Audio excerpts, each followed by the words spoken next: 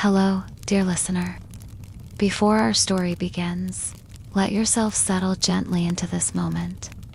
Let your hands grow still, your breath slow.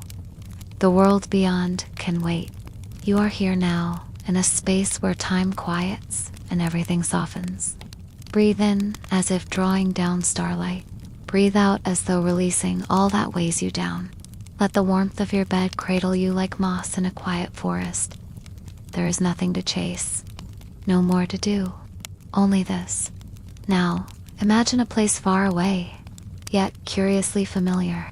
Picture a quiet valley, tucked low beneath hills that rise like folded parchment. The land here smells of wood smoked, damp earth, and wild thyme. This is Moonridge, a riverside hamlet where time walks at its own pace. It's the kind of place where the sun lingers at the horizon, as if reluctant to leave, and where lanterns flicker awake one by one, like sleepy stars on the ground. As the dusk deepens, a single building begins to glow more warmly than the rest. It is a small workshop of stone and timber, with smoke curling slowly from its chimney. Inside, the air is thick with the scent of molten sand and beeswax, and a soft crackle hums from the mouth of a rounded kiln, like a dragon exhaling in sleep. Here works a young man named Elric, the village's glassblower, only 23 winters behind him, yet his hands move with the practiced calm of someone who listens to fire rather than commands it. Tonight, Elric is working with cobalt, a fine deep blue dust that turns glass into pools of sky. The powder was gifted by a Venetian trader long ago, a man who spoke little but whose fingertips bore calluses shaped like secrets. The formula for coloring glass was a mystery, once protected with lives and lies, passed only from master to apprentice, and even then, only in hushed whispers. Some said it was magic, others, alchemy, but Elric knew it was breath, timing, and trust in the flame. He leans over the hearth, lifting a slender metal rod, its tip glowing faintly gold from the kiln's embrace. Slowly, he twirls it through the molten batch, gathering a glob of soft, syrupy glass. It hangs like honey from a spoon, turning from golden to clear, then slowly catching the blue of the coal ball as he adds just a trace. He breathes gently through a hollow tube, shaping the orb with rhythm, not force. Each bead is a thought made solid, a moment crystallized. Rows of beads line the bench beside him, glistening rounds in every hue of dream. Milky green like sea foam, soft red like summer berries, opal white like moonlight caught in snow. They are not just beads, not really. Each one carries a mood, a silence, a memory. Elric believes, though he has told no one, that glass remembers the hands that made it, the air that cooled it, and the flame that gave it birth. And tonight, the memory he weaves is one of stillness, of twilight, of peace. Outside, the village quiets. Doors creak shut, shutters drawn. A distant dog barks once, then nothing. The river nearby slips by silently, its surface smooth as poured silver. Overhead, the sky turns to velvet. Crickets begin their gentle chorus, their rhythm slow and steady, a lullaby for those who listen. Inside the workshop, Elric finishes one final bead, a swirl of blue and golden flecks, like a tiny captured galaxy. He rolls it gently onto a copper tray, its surface hissing softly as it cools. Then he sets down his rod, brushes his hands clean, and opens the door to the night. The cool air touches his face like a blessing. He steps outside, boots crunching lightly on the gravel path. The stars are just beginning to show, scattered and quiet. He walks to the riverbank, where the grass is cool and soft, and sits, elbows on knees, watching the gentle flow of water. His hands are still warm from the fire, but his mind is calm, like the surface of the river. He listens, not just to the night, but to the silence within it. He hears the hush of the wind brushing through the willows, the distant creak of the old mill wheel turning in its sleep, and the soft shifting of reeds at the water's edge. He closes his eyes, and breathes in the moment. No thoughts, no haste. Just being, just breath. And you, dear listener, as you rest there, still and quiet, feel the rhythm of this place flow through you. The slow pulse of the river, the faint echo of bellows no longer needed, the warmth of the kill fading into dreams. Let it all surround you like a soft blanket. Let it lull you, gently, steadily, into deeper rest. This is just the beginning of our night in Moonridge. The stars are still climbing. The fire, though quiet, is not yet out. And Elric's story, like his glass, is shaped slowly, patiently, in the warmth of stillness. The grass beneath Elric's hands is still damp with dew from the river mist, though the sun set hours ago. His fingers trail over the blades, absently, feeling the coolness of each one. Behind him, the warmth of the workshop slowly fades like an ember tucked beneath ash. But he does not mind. The contrast between fire and night is a comfort. It reminds him of the balance in all things. Heat and hush, flame and fog, the making and the resting. His gaze drifts skyward. The stars now shimmer more boldly above the hills, not brilliant, not blazing, but scattered like fine glass beads cast across midnight silk. Some blink slowly, as if caught in thought. Others stretch pale trails across the sky, reminders that time even here moves softly forward. Elric remembers a tale his grandmother told him when he was small, nestled beside her as the snow fell thick outside their cottage. Glassy had whispered, brushing a strand of hair from his brow, his frozen breath. The last exhale of fire. At the time, he hadn't understood, but now, it was the only way he could describe the way the beads formed beneath his hands. Each one a quiet sigh, a final note in a lullaby only flame could sing. Tonight, that memory feels close, as though her voice might still be resting on the wind that curls off the river. He closes his eyes and listens not for words, but for that rhythm again, the one he always feels just behind sound, just beneath the quiet. A breeze stirs the leaves of the willow trees behind him, and they move like robes in a slow procession. There is a grace in them, ancient and Some in the village believe those trees are sacred, their roots stretching far deeper than the river, their branches sheltering memories. It was said that in certain valleys, trees could hold the souls of those who had no graves. That their whispers in the wind weren't random, but remembering. Elric had never been afraid of that. The idea comforted him that the world held memory not only in glass, but in bark and leaf and water. And now, with his back to the river and his eyes still closed, he wondered how many memories the wind might carry tonight. He let the thought drift with the breeze. Behind him, the workshop creaked faintly as it settled for the night. The kiln, still warm, gave a low sigh as its heat met the night air. Tools lay in their places. Rows of beads on the long wooden bench caught the faint moonlight, gleaming like a secret alphabet only the stars could read.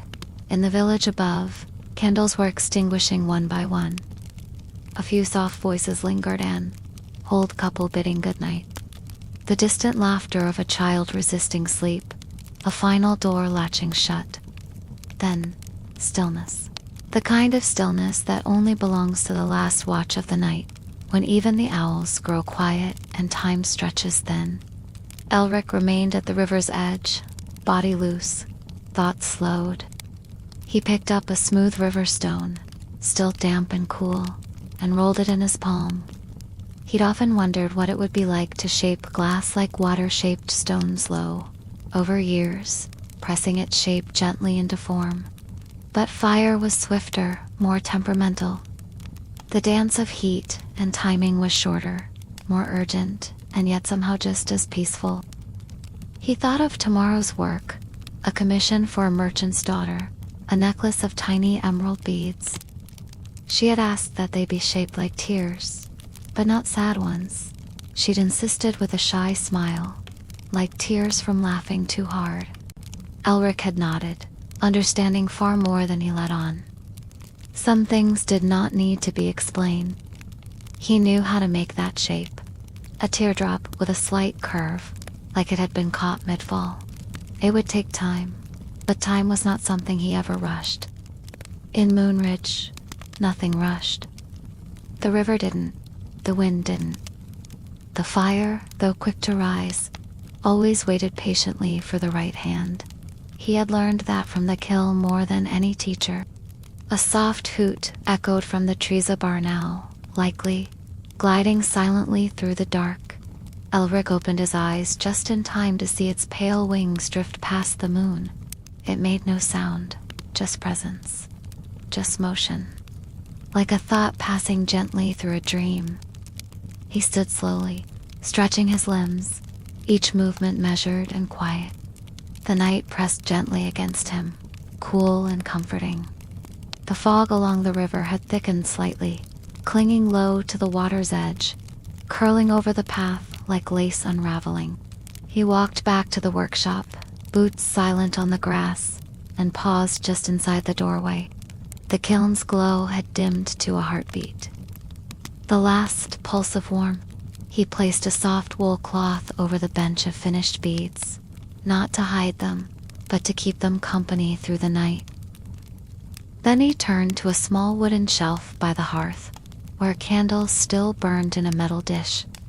Its flame flickered once, then twice, before he pinched it out, leaving only the warm memory of light. He moved to the narrow staircase at the back, which led to a small loft above the workshop.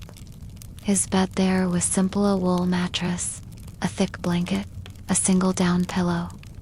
The windows were open to the night, and the sounds of the river reached him even here, softened by distance.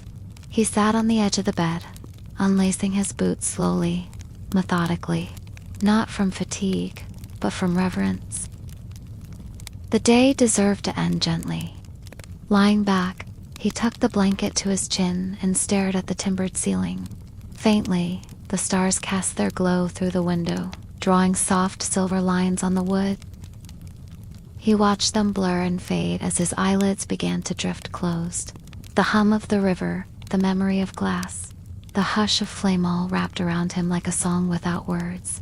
And somewhere, far away, yet somehow near, the willows whispered once more.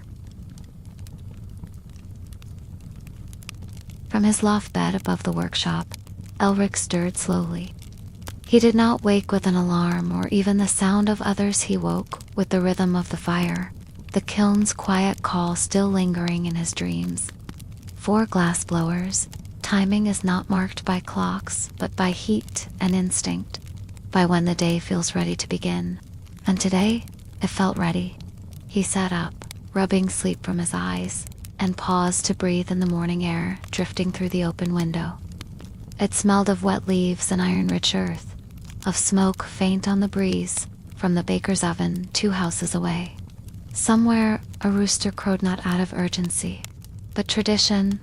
The village eased itself into the day like a cat stretching in a patch of sunlight. Downstairs, the workshop waited in silence. The covered beads still rested beneath the wool cloth, and the tools lay cool to the touch. The kiln, now asleep, showed no signs of its roaring heart from the night before. Elric padded down the stairs barefoot, the wooden steps creaking just slightly beneath his weight, as if greeting him.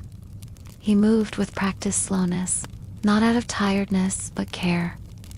The day had begun, but there was no need to chase it.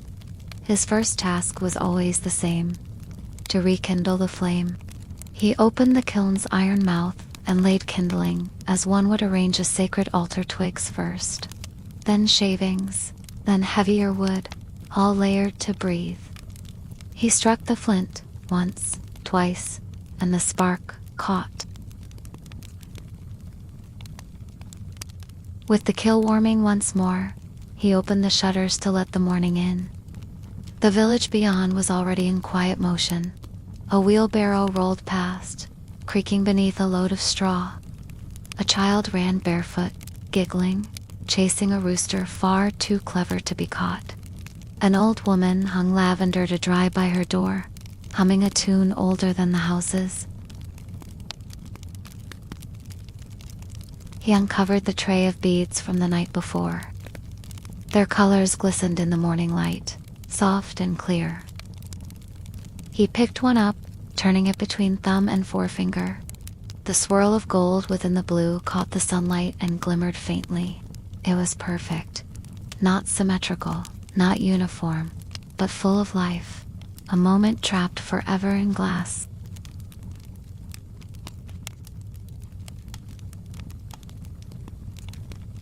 With a soft brush, he measured out the powder, added it to the clear batch, and let the kill do its magic. The batch glowed faintly green, like forest shadows at dusk. With each breath through the pipe, Elric shaped a new bead, spinning and pulling the molten glass until it drooped delicately into the form he envisioned. A drop mid-fall. Not sorrow, but release. The work was slow. He paused often, letting the glass cool just enough before working again. Rushing would crack the shape. Forcing would spoil the form. Glass, like peace, could not be hurried.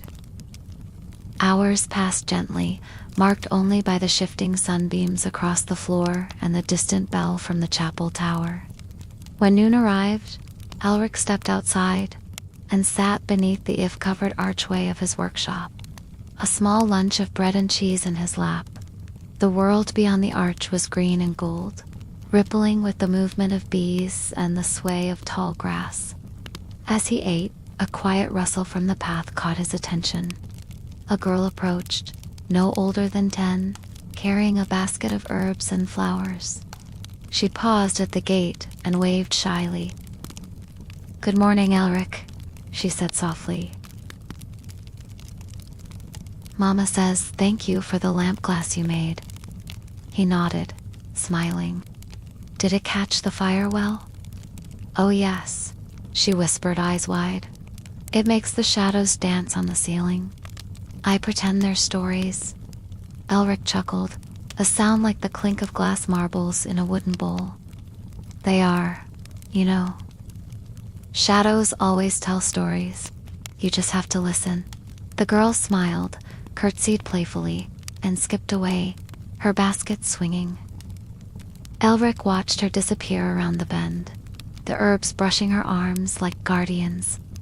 He returned to the workshop, heart lightened by the exchange. There was something deeply satisfying in the way his work touched lives quickly, almost invisibly. No grandeur, no acclaim. Just light, color, warmth. Just beads that whispered memories. He continued his work until the sun tilted westward and the green of the forest began to deepen. The emerald beads were nearly finished, each one aligned in a perfect line across the bench, cooling in their copper mold. They glimmered like tiny drops of laughter, paused in the moment before falling. As the fire lowered and the shadows lengthened, Elric tidied his space, brushing away ash and folding claws, placing each tool back in its home. There was comfort in the closing of the day, in the slow return to stillness. He lit a single candle and carried it upstairs to his loft, the flame dancing gently in the glass. It cast long, flickering shapes on the walls like the shadows the little girl had seen. He set it by the window and lay back on his bed, eyes half closed, breath slowing with the wind that whispered through the open pane. The air smelled of resin and river reed, of something ancient and kind. And as he watched the candlelight blur and sway, he thought again of his grandmother's words. Glass is frozen breath. And sleep, too, is a kind of breath, held gently in the lungs of the world, waiting to be exhaled into dreams. Night in Moonridge was never silent, but it was always soft. The sounds that remained after the sun sank rustling ivy, murmuring water, the distant lowing of a cow settling into haywire, the lullabies of the land. No clock marked time here. No bell demanded action. The dark itself was enough. It wrapped the village like a thick wool cloak, pressing gently against rooftops and shuttered windows. letting the world breathe slower. In the loft above his workshop, Elric stirred beneath his blanket, not from unrest, but from a strange, comforting instinct to sit with the quiet a little longer. He often woke during the softest part of the night, when the moon hung highest and the river sounded almost like whispers. He called it the Glassblower's hour. He slipped from bed, feet bare against the cool floorboards, and crossed to the open window. Outside, the air was velvet thick with fog, and the moon glowed behind it like a pearl cotton silk. A fox moved silently along the garden wall, tail low, eyes gleaming. It paused and looked up at him, not startled, not afraid, simply curious. They regarded one another for a few moments, to quiet things in the middle of the night, before the fox vanished into the head. Tonight, as he sat at his bench with his robe wrapped around him, he leaned forward, chin in hand, and simply looked at the emerald beads. No cracks, no bubbles.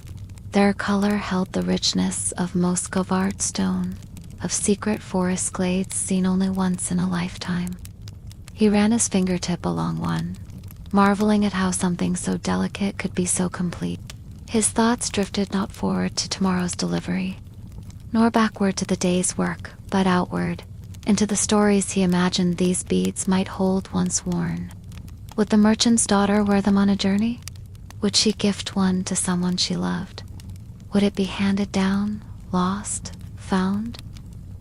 Glass had a way of outliving people. A Roman bead could surface from the earth 1,000 years after its maker's hands cooled, still smooth, still gleaming, still singing with the memory of flame. He leaned back in his chair and let his gaze rise to the ceiling beams above. The wood, aged and dark, bore the faint sense of smoke and resin. He'd once read that some timbers held their scent for centuries, especially pine, like memory, hiding in the grain. A low creak in the walls reminded him of the kiln's brick body, now resting fully in the dark.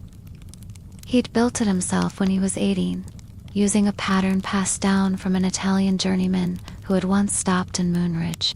The man had spoken little but left a diagram carefully inked on calfskin parchment of a dome-shaped furnace with a vent for singing heat, as the notes called it. Elric had never forgotten that phrase. Singing heat. It made fire feel less like destruction and more like music. The soft patter of rain began to kiss the roof, slow and delicate. Each drop landed like a fingertip. Elric tilted his head and closed his eyes. Rain on thatch was a sound that needed no explanation. It simply was. Comfort distilled. Even when storms came, they came gently to Moonridge. They brushed the valley, not hammered it, and the village, in turn, listened patiently. From the corner of the workshop, something caught his eye. A faint glimmer in the shadow. He rose and stepped closer. It was a piece of raw glass, broken from a past batch and left in a dish. Its jagged surface caught the candlelight, flaring green, then gold, then vanishing again into clear silence. Elric picked it up and turned it over in his hand. Even the imperfect held beauty, sometimes especially so. This fragment would never become a bead, never be strung or sold, but still it had known the fire. It had danced in the heat, then stilled into something entirely new. Perhaps, he thought, that was its purpose, to remind him that not all beauty must be finished. Some beauty is found only in its becoming. He placed the shard gently on the windowsill and returned to his bench. Outside, the rain thickened, just slightly, a rhythm beginning to form, a quiet drumming that mingled with the sound of the distant river and the whisper of willow leaves. Elric's breath slowed again, shoulders loose, posture soft. He leaned forward and rested his arms on the wood, head bowed, listening to the music of his world. In the deep hours of the night, the world does not ask you to think. It asks only that you feel.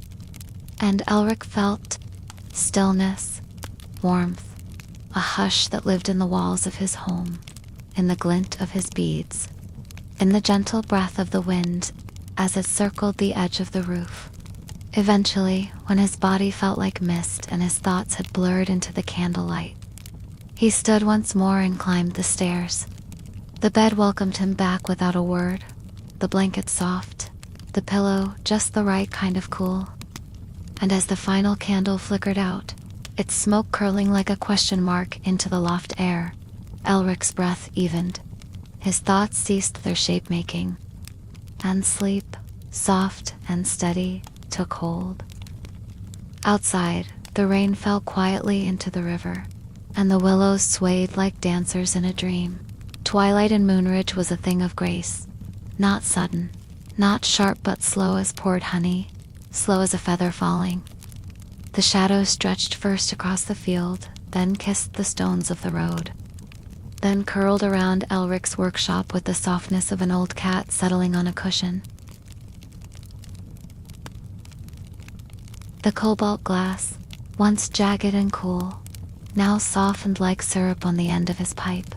He turned it slowly, watching it catch light like a star pulled down to earth. Around and around he spun, his breath steady, his arms in rhythm. This was not work, it was meditation. Bead by bead, he shaped small orbs of twilight. Each one carried a different shade, one like stormy dusk over the hills, another like the faded blue of linen left in sunlight, and yet another as deep as night water. He set them gently on the marble slab too cool, where they clinked softly, like chimes with no wind. Outside the windows, the village wound down. The cooper had finished his barrels. The bellows from the smithy had gone still. Chickens murmured sleepily in their coops, and the distant call of the night watch rang once across the green. Elric paused to sip from a clay cup filled with warm nettle broth. He sat near the window and let his eyes linger on the last rays of amber light sliding down the distant trees. Tomorrow, the trader from Windmere would come. He liked to arrive early, always bringing a pouch of honeyed almonds and asking after the new colors Elric had made. But tonight, there was no rush. Only peace. Only the soft settling of another day, laid down like a pressed flower between the pages of time. A sudden knock at the door startled neither Elric nor the fire. It was light, polite 2 quick taps, followed by a pause. Elric smiled. That knock belonged to Maris the herbalist. He opened the door and found her there, cloaked and carrying a small bundle of lemon balm and sweetwood, tied with blue thread. For your sleep, she said gently, and for your dreams. He thanked her and invited her in. Maris always smelled faintly of earth and peppermint, and her presence brought the same quiet as dusk itself. She took a seat near the shelf of finished pieces, admiring the new twilight beads with her eyes, not her hands. You've captured the hush, she whispered. Elric tilted his head. The hush, she nodded. That moment when everything pauses, just before the stars show their faces. He looked at the beads again, then nodded slowly. I didn't mean to, but perhaps the glass did. Maris smiled. Glass remembers, she said, even if it does not speak. They sat a while longer in easy silence, warmed by the kill and bathed in amber light. Outside, an owl called low and long, and the sky turned the color of faded velvet. Before leaving, Maris placed the bundle of herbs on the workbench and offered a soft, simple blessing. Let your hands rest, your thoughts float, your fire dream. And with that, she slipped back into the growing dark, her figure swallowed gently by the fog that crept in from the river. Elric watched her go, then returned to his beads. He laid the herbs beside them, their green scent mixing with the faint sweetness of cooled glass. Then he turned down the kill slowly, reverently. The fire would sleep now, too. He climbed the stairs once more to his loft, carrying the quiet of the evening with him. In the corner, a single candle flickered. its flame leaning toward the window where stars had begun to peek through the mist. He lay beneath his quilt, the one stitched by his mother when he first inherited the cottage. Each patch a memory, each seam a line of quiet history. He breathed in the scent of lemon balm and killash. He closed his eyes. The world grew still again, and as Elric slipped into sleep, so too did Moonridge. One beat at a time, the day cooled. One breath at a time, dreams took form. And above it all, the stars blinked down softly, like embers in a great celestial kilt. By morning, the village of Moonridge wore a veil of river mist, silver and soft, curling through branches and drifting low over cobbled paths. The dew clung like lace to window panes, and the world whispered awake in slow, thoughtful sighs. Elric stirred from slumber beneath the stitched quilt, the scent of lemon balm still lingering in the fabric. A robin's gentle trill nudged him awake, more invitation than alarm, as though the day had patiently waited for him to rise. Downstairs, the hearth retained the faintest warmth from the kiln. He lit a beeswaxed candle, its golden flame flickering quietly beside the herbs Maris had left. The glass beads on the cooling shelf had deepened in hue overnight. That was the nature of true glass. After all, it changed while no one was looking. He touched each one with reverence, turning them in his palm. The blue was no longer just blue, but the memory of moonlight striking still water. Another bead shimmered with a tone that felt like distant thunder wrapped in velvet. Today, the trader from Winware would arrive. He stepped out into the morning hush. Mist swirled around his boots, cool and damp, as he made his way to the edge of the village. By the ancient stone well, a shape emerged tall, broad-shouldered, wrapped in a faded indigo cloak. The trader, his name was Barrow, and he smelled faintly of salt and sun-dried citrus. He had the voice of someone who'd laughed much and lost little, and his eyes always searched Elric's wares with childlike wonder. Elric smiled faintly. "It cooled beneath a thunder moon," he said. Barrow nodded. "I'll take them all." As the morning deepened, the two men shared a bench near the baker's garden. They sipped warm nettle tea, steam coiling gently upward, and exchanged stories like folded letters. Barrow told of roads blanketed in fog so thick, even horses hesitated. Elric listened, his fingers curled around the cup, warmed by more than just the liquid. Eventually, Barrow stood, cinching his satchel. "Will you send more for the solstice market?" he asked, pausing beneath the leaning yew tree. Elric nodded once. "If the glass sings..." Barrow gave a deep chuckle, then turned back toward the misted road, boots crunching softly against the gravel. And just like that, he vanished into the gray. Elric stood alone beneath the yew tree, where the breeze moved slowly, as though not to disturb the peace. He looked to the east, where the mist had begun to lift, revealing rows of sleepy cottages and the soft curve of the river beyond. He would return to his kill. He would begin again. For in Moonridge, nothing rushed. Everything waited until it was truly needed, whether a bead, a breath, or a dream. Back in the workshop, the air had settled. The fire, still dormant from the night before, awaited his touch. Elric approached the hearth slowly, as one might approach a sleeping animal, not with fear, but with gentle respect. He placed a single pinnacone into the firebox, the kind that cracked open with a tiny snap. Then a handful of alder twigs, dry and fragrant. Finally, a twist of dried moss, gathered from the riverbank weeks before. Each offering was deliberate, like lighting a sacred lamp. With the flick of a flint stone, the kiln came to life. It did not roar, but hummed a low, living breath that filled the room. The glassblower moved about his space, sleeves rolled again, hair slightly tousled. He was no longer the boy who had inherited this cottage. He was the rhythm of the glass itself. Today, He would not make beads. Today, he would craft a vial. Long ago, in the eastern cities, perfumers carried scents in small vessels of colored glass each, with a long, delicate neck and a stopper shaped like a tear. Elric had once held such a vial in a merchant's tent, nestled in wool and lavender. The merchant claimed it came from Damascus, that it had once held the oil of midnight roses. Now Elric would make one of his own. The flame glowed brighter, licking the sides of the clay chamber. He prepped the glass a deep emerald rod, flecked with golden ash. Slowly, he gathered the molten tip, rotating the pipe in even spirals, the same way one might cradle a sunbeam in water. He blew gently, then turned, then blew again. A bubble formed, trembling in the heat, growing with every breath, not rushed, never rushed. The kiln spoke in small hisses and sighs. Outside, the world was quiet. A lone horse clip-clopped down the distant road. Somewhere, a child's laughter rang out once, then faded into the hush.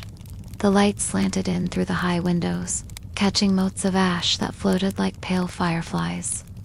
The vial took shape, elegant and narrow, with a neck as thin as a reed.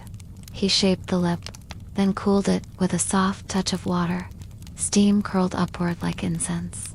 He added tiny trails of cobalt, swirling in the emerald like vines on glass. It was not perfect.